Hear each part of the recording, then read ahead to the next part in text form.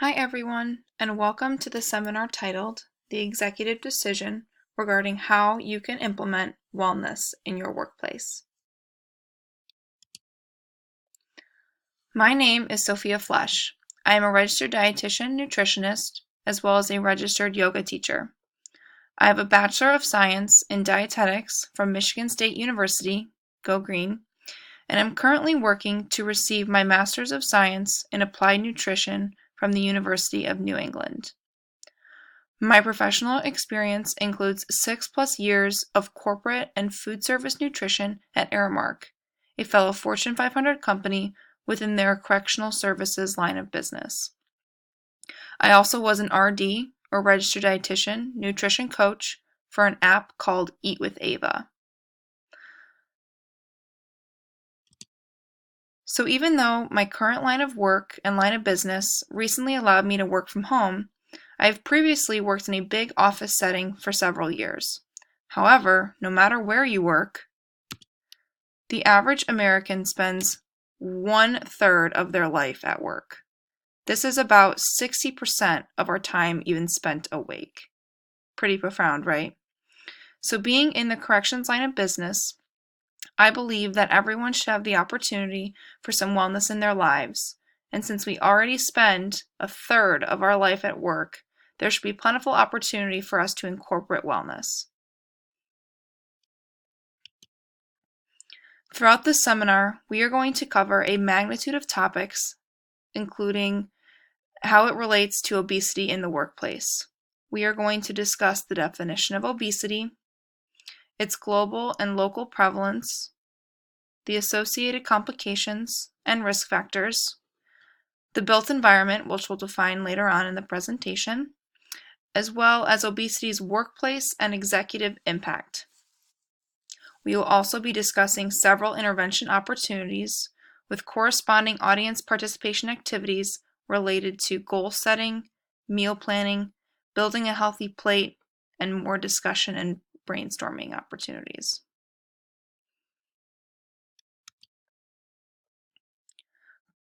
By the end of this seminar, my goal is to meet the following 3 learning objectives. You should be able to identify 3 barriers to weight loss in the workplace and how you can overcome them. You will also be able to list 3 ways you, as executives, can incorporate physical activity in the workplace, as well as describe 3 ways to help increase motivation in the workplace. There are several definitions of obesity. Obesity is defined as being grossly overweight, when you have weight that is higher than what is considered as a healthy weight for a given height, an accumulation of excess body fat, a BMI or body mass index of 30 kilograms over meter squared. To clarify, BMI is an index calculated by the ratio of height to weight and is a common measure of obesity in medical and research terminologies. Obesity is one of the most chronic health conditions in the world for all ages, genders, and ethnic groups. Currently, 39% of the global population presents with obesity. On the screen, I have included a picture from the World Health Organization's website, which shows the obesity prevalence and distribution across the globe.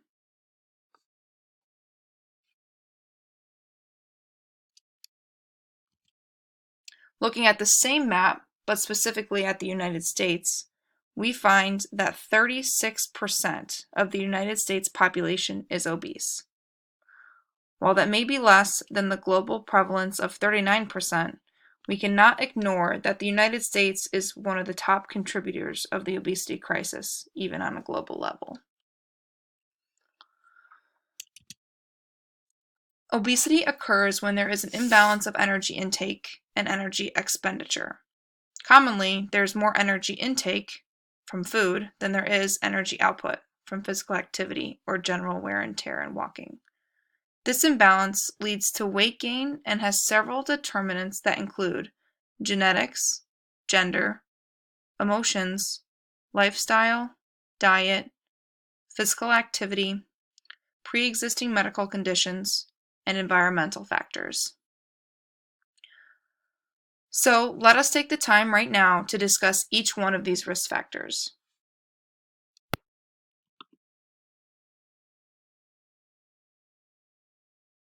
Although not guaranteed, genetics has the potential to account for 50 to 90% of how fat is stored in your body.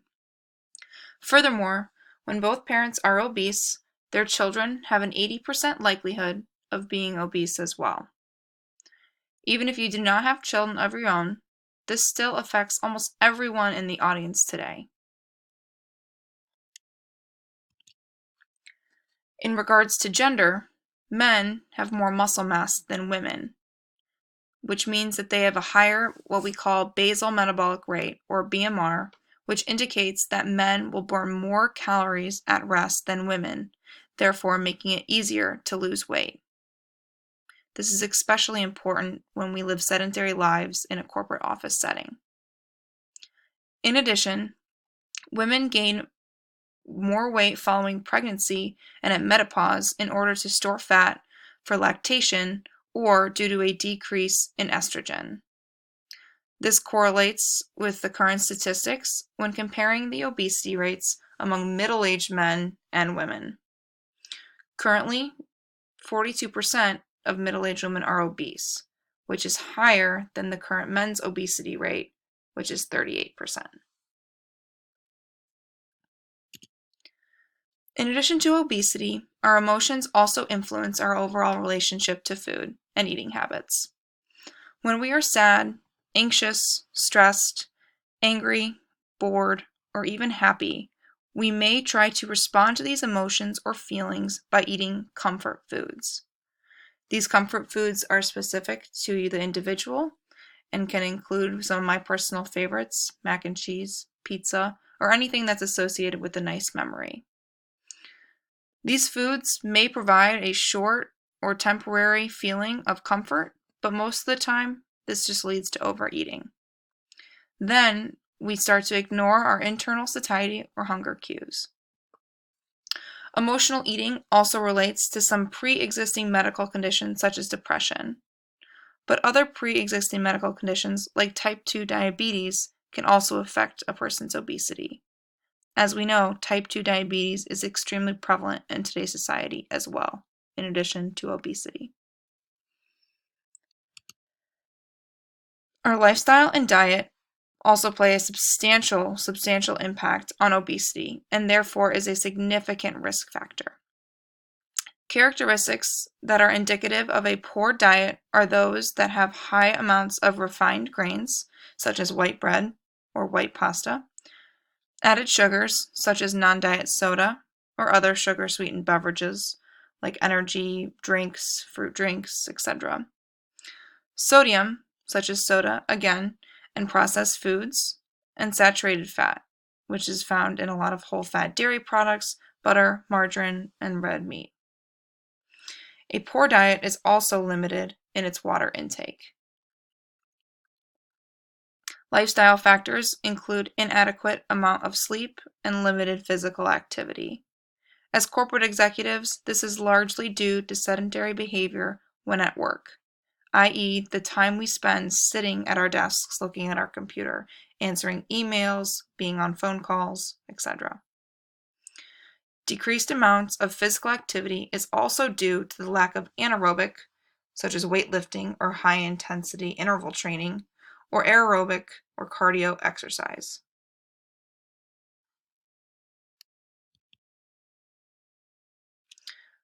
And lastly, environmental factors are one of the most significant determinants of obesity as we live in an obesogenic environment. An obesogenic environment is the environment that is obesity causing as it relates to its surroundings, opportunities, etc. Contributors of this environment include location, portion sizes found at restaurants, poverty, the cost of food, the types of food sold, are there any fresh produce markets around, is organic available, food stigmas and weight stigmas, and different laws and policies.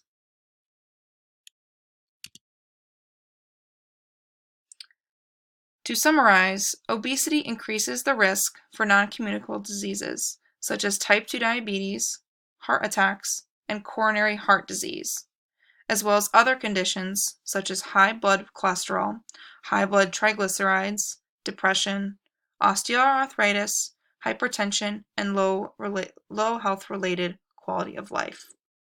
Some of you in the audience may recognize some of these terms and may be presented with them already. Now you must be thinking, how does this all relate to me? Well, 65% of male CEOs from Fortune 500 companies are either overweight or obese.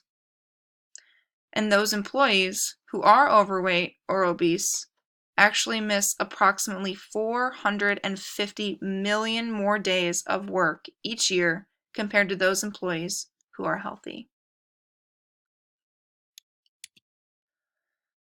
Additionally, as I previously mentioned, obesity can affect quality of life, which is an important topic in today's corporate culture.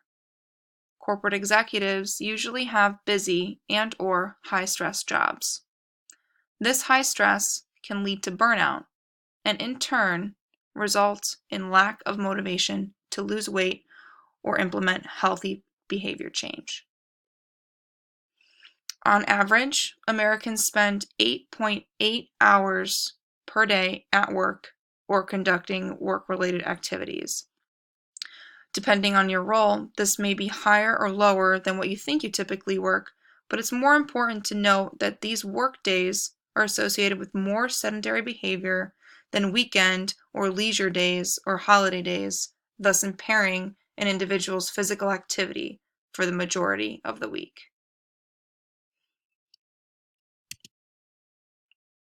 The built environment is defined as a man-made physical and social elements that make up the structure of a community.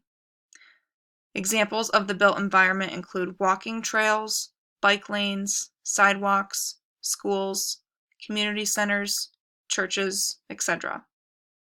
The built environment, however, for corporate executives is not always advantageous. What food is offered at your cafeteria or vending machines? Are there healthy restaurants nearby that you can walk to? Are there more elevators than stairs? Which one is more encouraged or even more used by your peers and by your bosses?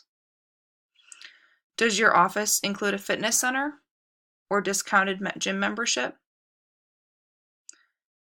Even travel patterns, such as commuting time, can also influence the obesity rates of executives across all genders and ethnicities.